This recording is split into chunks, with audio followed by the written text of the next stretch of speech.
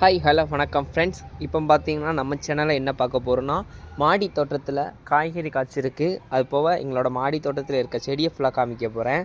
அதில் பார்த்திங்கன்னா ஃபஸ்ட்டாக பார்க்க போகிறது பார்த்திங்கன்னா தக்காளி. இப்போ தான் தண்ணி ஊற்றியிருக்கேன், அதனால் அப்படி இருக்குது. தக்காளி பார்த்திங்கன்னா இப்போ தான் காய் வைக்க ஆரம்பிச்சிருக்கு. இந்த செடியில் ஃபஸ்ட்டு காய். தக்காளி செடி பார்த்திங்கன்னா ரொம்ப இதாக டல்ல ஆரம்பிச்சிட்டு, அதனால் பார்த்துக்கலாம்.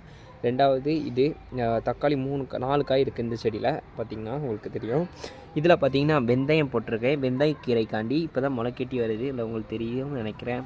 இல்லை முளைக்கட்டி இப்போ தான் வருது. இது பார்த்திங்கன்னா மல்லி கொத்தமல்லி இலை போட்டிருக்கேன். கொத்தமல்லி இலை இன்னும் 7 நாள் ஆகும் எப்படியும் கண்டிப்பாக. நெக்ஸ்ட்டு இதில் கத்திரிக்காய் வச்சுருக்கேன் ஃப்ரெண்ட்ஸ். கத்திரிக்காய் பொறுத்தளவு கத்திரிக்காய் செடி இப்போ தான் சிறுசாக வச்சுருக்கேன். நெக்ஸ்ட்டு இதில் இருக்கிறது பார்த்திங்கன்னா காக்காட்டம் செடி. ஃபஸ்ட்டு பார்த்திங்கன்னா பூ ஃபஸ்ட்டு இந்த செடி ஃபுல்லாக நல்லா இதாகிட்டு, அதுக்கப்புறம் தான் பார்த்திங்கன்னா இந்த செடி தழுத்து வர ஆரம்பிச்சிச்சு. நல்லா காஞ்ச கொப்பாக தான் இருந்துச்சு. நெக்ஸ்ட்டு தான் தழுத்து வர ஆரம்பிச்சிச்சு. அது பக்கத்துலேயே பன்னீர் ரோஸ்கன் இருக்குது. இந்த பன்னீர் ரோஸ்கனை பொறுத்தளவு நல்லா சூப்பர் க்ரோத்தாக இருக்குது. மற்றபடி ஒன்றும் பிரச்சனை இல்லை. நெக்ஸ்ட்டு கொஞ்சம் எனக்கு தொண்டை சரியில்லை ஃப்ரெண்ட்ஸ், ஒன்றும் பிரச்சனை இல்லை. இது பார்த்திங்கன்னா உங்களுக்கு பன்னீர் ரோஸ்கன் கீழேருந்து தழுத்து வர ஆரம்பிச்சு 7 தான் வந்திருக்கு. ஆனால் பூ பூத்துருன்னு சொல்கிறாங்க. ஒன்றும் பிரச்சனைன்னு வச்சுருக்கோம். தழுத்து வர்றதும் பார்த்திங்கன்னா உங்களுக்கு நிறைய இடத்துல தளிர் இருந்திருக்கு. இங்கே வந்திருக்கு. இதில் ஃபுல்லாக வருது ஃப்ரெண்ட்ஸ். இந்த ஒரு கொப்பிலே ஒரு 10 தளிர் இருக்குது. இதிலலாம் வருது, மொட்டும் வரும் ஃப்ரெண்ட்ஸ். இதில் அப்படி வந்துச்சுனாவே. நெக்ஸ்ட்டு பார்த்திங்கன்னா நம்ம பார்க்க போகிற செவன்டேஷன் கன். இந்த செவன்டேஷன் கன்னை பொறுத்தளவு நான் இதை நர்சரி கார்டன்லேருந்து வாங்கிட்டு வந்தேன். பவர் சத்திரம் நர்சரி கார்டன்லேருந்து வாங்கிட்டு வந்தேன். ஒன்றும் பிரச்சனை இல்லாமல் தான் இருந்துச்சு. வீட்டில் வந்தோடனே இந்த ஒரு கொப்பை மட்டும் நாய்க்குட்டி உடச்சிருச்சு. உடச்சவொடனே ஒன்றும் பிரச்சனை இல்லைன்ட்டு இந்த செடியை மட்டும் நான் உடச்சதை அப்படியே எடுத்து ஊனி வச்சுருக்கேன். எனக்கு தழுத்து வந்திருக்கு. 4 நாள் ஆகுது, ஒன்றும் செய்யலை. பூ நல்லா பூக்கு.